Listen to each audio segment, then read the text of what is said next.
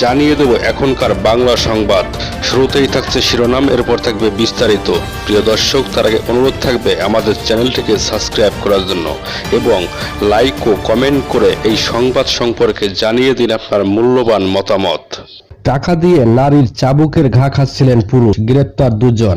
রাজধানীর বসুন্ধরা আবাসিক এলাকা থেকে ফেমডম সেনসন নামে পরিবর্তন, নির্যাতন ও পর্নোগ্রাফি প্রচারের অভিযোগে দুই নারীকে গ্রেপ্তার করেছে ডিএমপির বাটারা থানা পুলিশ। গ্রেপ্তারকৃতরা হলেন শিখা আক্তার ও সুইটি আক্তার, যারা আজ বৃহস্পতিবার ভোরে বসুন্ধরা আবাসিক এলাকার জি ব্লকের একটি বাসায় অভিযান পরিচালনা করে তাদের গ্রেপ্তার করা হয়। বিষয়টি নিশ্চিত করেছেন ঢাকা মহানগর পুলিশের মুখপাত্র তালেবুর রহমান। তিনি বলেন, এ সময় তাদের হেফাজত থেকে বিকৃত যৌন কাজে ব্যবহৃত একটি চাবুক, পরিধায়ী বিশেষ পোশাক, হাই হিল, বুট জুতা ও মোবাইল ফোন উদ্ধার করা। বাটারা থানার সূত্রে জানা যায়, মোহাম্মদ আবদুল্লাহ নামের এই ব্যক্তি 29 এপ্রিল ফেসবুকের মাধ্যমে একটি অ্যাকাউন্টে প্রবেশ করেন। সেখানে পুরুষাঙ্গের শারীরিক নির্যাতন ও বিকৃত যৌনাচারের ভিডিও প্রচার করা হয়। এই কার্যকলাপে জড়িত ব্যক্তিরা টেলিগ্রাম ও অন্যান্য সামাজিক মাধ্যমে এসব ভিডিও ছড়িয়ে দেন।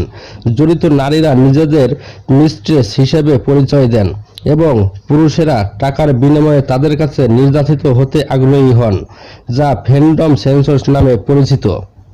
বাদী আবদুল্লাহ শিখা আক্তার নামে একজনের সঙ্গে ফেসবুকে মেসেঞ্জার যোগাযোগ করেন এবং তাদের দেওয়া বিকাশ নম্বরে 500 টাকা দেন।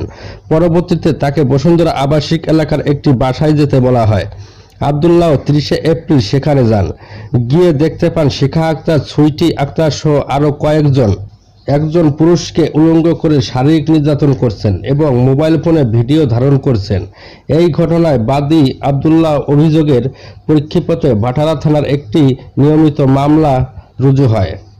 গ্রেপ্তারকৃত বিজ্ঞ আদালতে পাঠানো হয়েছে এবং এই চক্রের সঙ্গে জড়িত অন্যদের আইনের আওতায় নিয়ে আসতে অভিযান অব্যাহত রয়েছে।